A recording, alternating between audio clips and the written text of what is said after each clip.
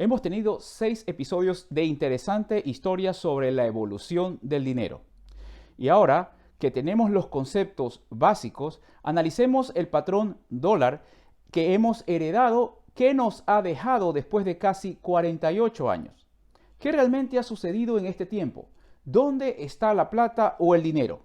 Hoy analizaremos las posibles ventajas o desventajas que podríamos tener siendo países que dependemos del dólar. El episodio de hoy es la influencia del dólar en Latinoamérica. Presten atención hasta el final, que tendremos 5 palabras claves. Aquí vamos.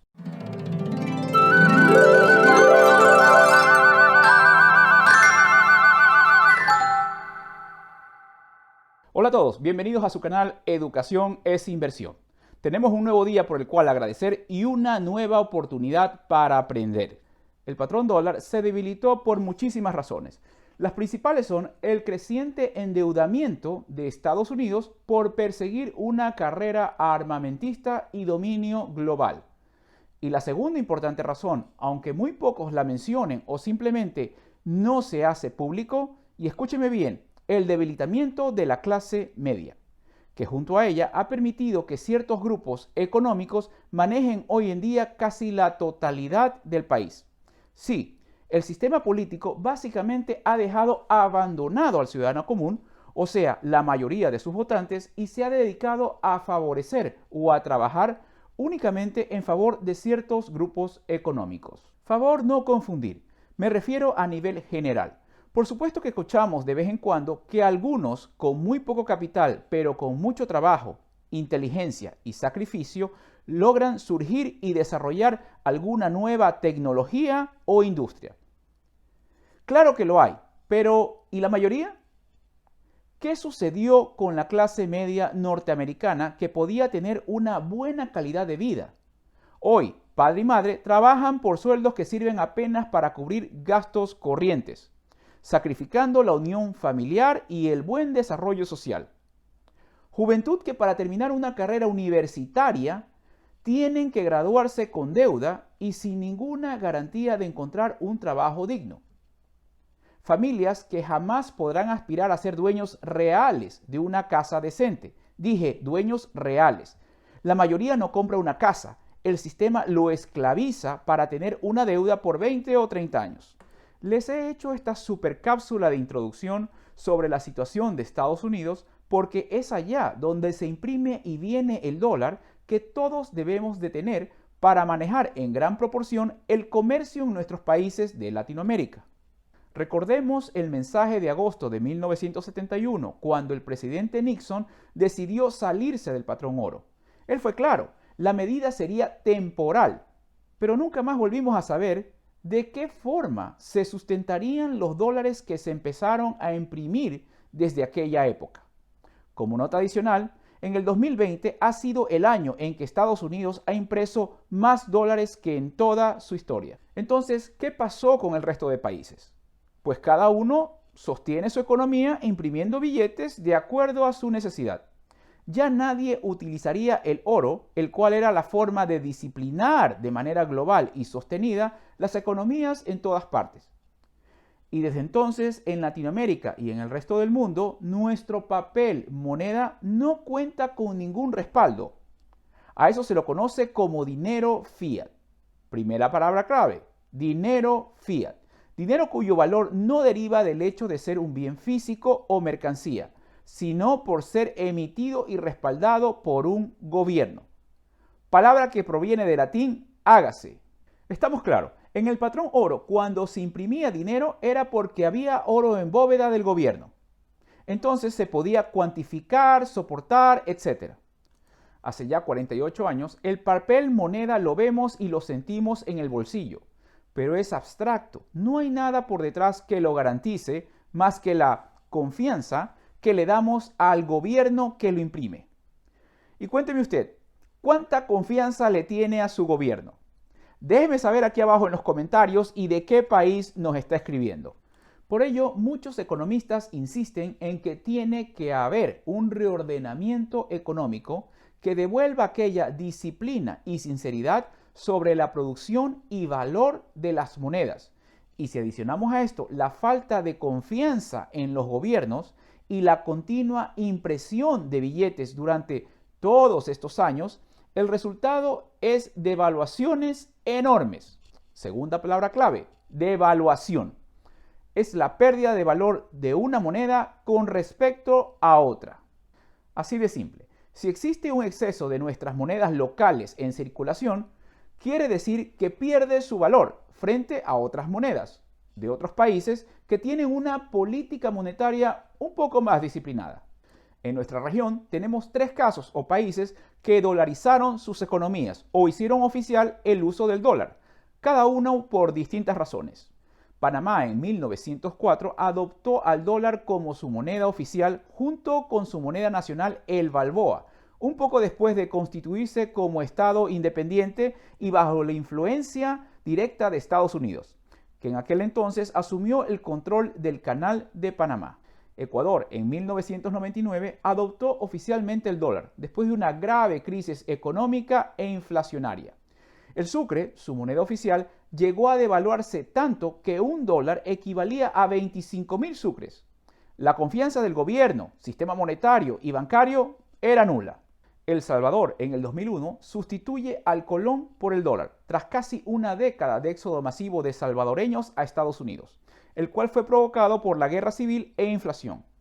El comercio externo se afectaron y aumentaban las remesas de dólares recibidas en el país, lo que de alguna forma sustituyó o reemplazó parte de la producción natural que debería de haber. Siendo la moneda oficial el dólar en estos 3 países, si bien es cierto que trajo beneficios momentáneos y que pudieron estabilizar sus economías de alguna forma, o como otros entendidos lo llaman, el mal menos malo, lo que sí está claro es que estos 3 están supeditados a las políticas monetarias de la Reserva Federal de Estados Unidos. Tercera palabra clave, Reserva Federal, organización responsable de dirigir la política monetaria de Estados Unidos, vigilar las instituciones bancarias y mantener la estabilidad del sistema financiero. Además, les recalco algo que no siempre lo mencionan. La Reserva Federal es un organismo independiente respecto al gobierno de Estados Unidos y sus decisiones no tienen que ser ratificadas por los miembros del Ejecutivo ni por ninguna institución. Esto funciona así. El presidente de Estados Unidos nombra a 7 miembros que conformarán lo que se llama la Junta de Gobernadores y al que será su presidente, el cual tiene mandato por 4 años. Pero luego de esa elección, las acciones de ese presidente de la Reserva Federal son independientes y se desliga de toda institución del Estado norteamericano. Volvamos a Latinoamérica. Nuestros países son básicamente productores de materia prima.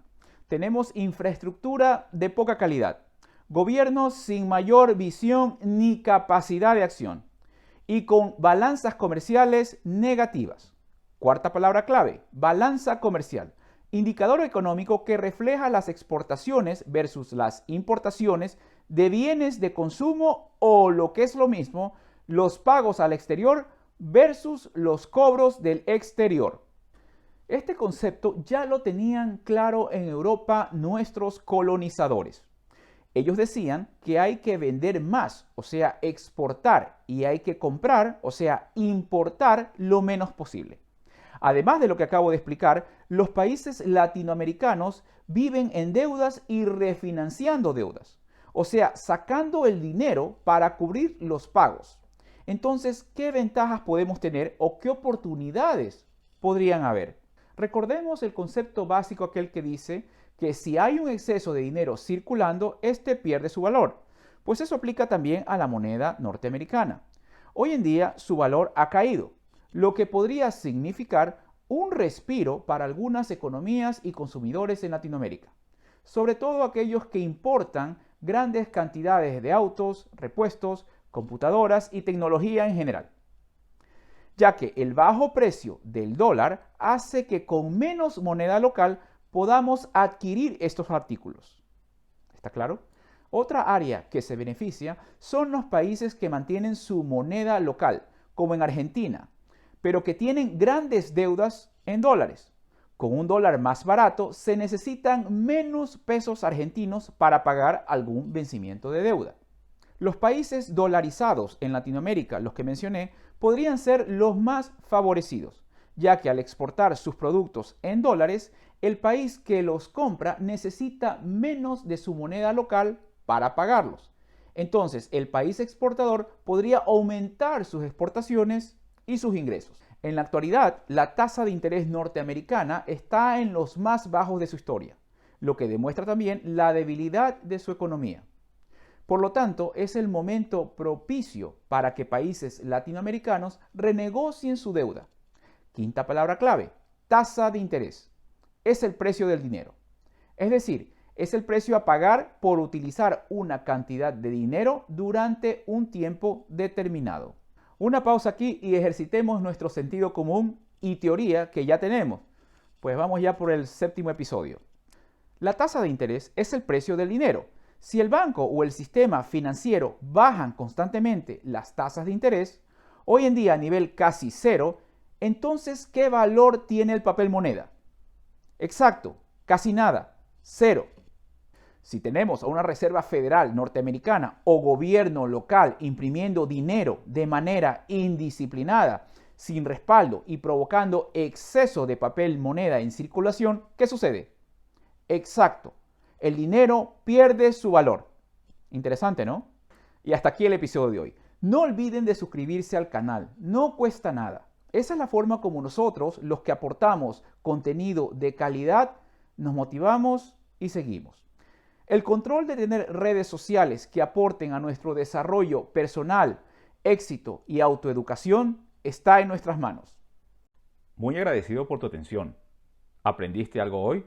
Pues suscríbete. ¿Tienes algún pariente, amigo o vecino que quiera educarse? Comparte el video, que la educación sí vale la pena ser compartida.